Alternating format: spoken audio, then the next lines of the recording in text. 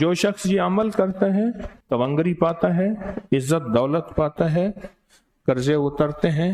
رزق ملتا ہے، صحت ملتی ہے، اور اللہ شان و شوکت آنکھوں سے دکھاتا ہے جو یہ عمل کرتا ہے۔ یہ عمل کرنے والا نہ کبھی پشیمان ہوا ہے نہ پریشان ہوا ہے۔ آقا کی بارگاہ میں ایک شخص حاضر ہوا، بہت دکھ مسائل مشکلات میرے حضور نے فرمائے جب گھر میں جا اس نے یہ عمل کرنا شروع کر دیا۔ کچھ ہی عرصے کے بعد لوگوں نے اس کے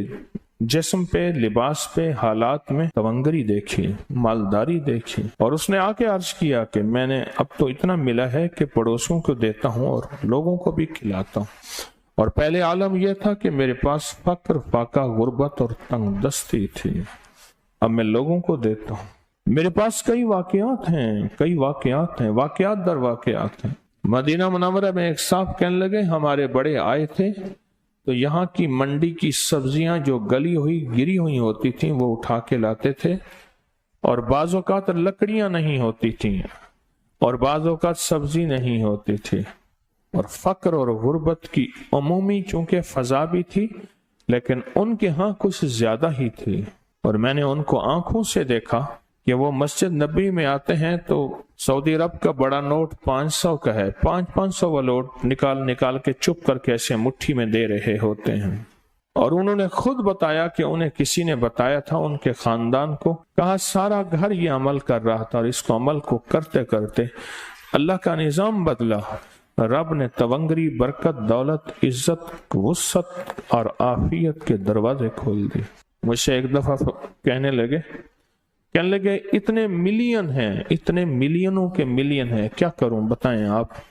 کہاں خرچ کروں، پڑے ہیں میں خرچ کروں کہیں، کس جگہ لگاؤں؟ مجھ سے مشورہ کرنے لگے، کہنے لگے دبئی میں میرا کاروبار ہے، بہت بڑا بزنس ہے،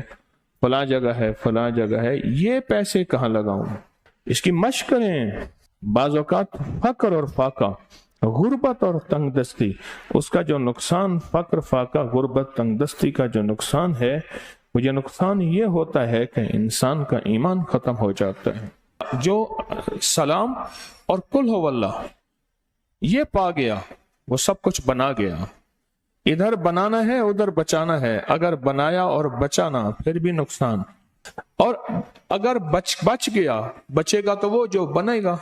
ہے ہی نہیں تو بچے گا کیا؟ سلام اور اخلاص سے بنانا ہے، پانا ہے، ملنا ہے، سلام اور سورت اخلاص سے بہت ملتا ہے۔ اس کی مسلسل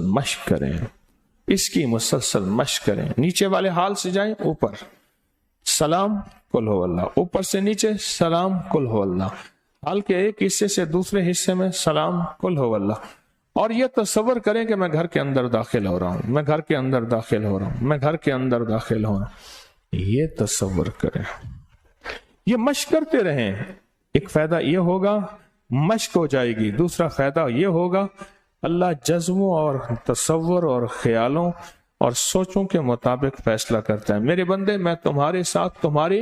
گمانوں کے مطابق فیصلے کرتا ہوں، اللہ یہیں سے آپ کے گھر میں برکت، دولت وسیع کرنا شروع کر دے گا۔ ایک دفعہ سلام، ایک دفعہ قل ہو اللہ پڑھ لے، تیرے گھر میں تونگری، تیرے گھر میں رزق، تیرے گھر میں عزت، تیرے گھر میں صحت، اور قرضے اتر گئے، گھر سے بیماریوں کا خاتمہ ہو گیا، گھر میں رحمت، برکت اور عافیت آ گئی۔ بس اس کی مشق کر لے، اور یہیں سے مشق کرنا شروع کر دیں، اور مشق میں ایک تھوڑا سا اضافہ کر دیں۔ چھوٹی دعا مانگیں چھوٹی مدد آئے گی، بڑی دعا مانگیں گے بڑی مدد آئے گی۔ پھر سنیں ذرا، چھوٹی دعا مانگیں گے چھوٹی مدد آئے گی، بڑی دعا مانگیں گے بڑی مدد آئے گی۔ تو چھوٹی دعا تو یہ ہے کہ اللہ مجھے دے دے، میرے گھر والوں کو دے دے،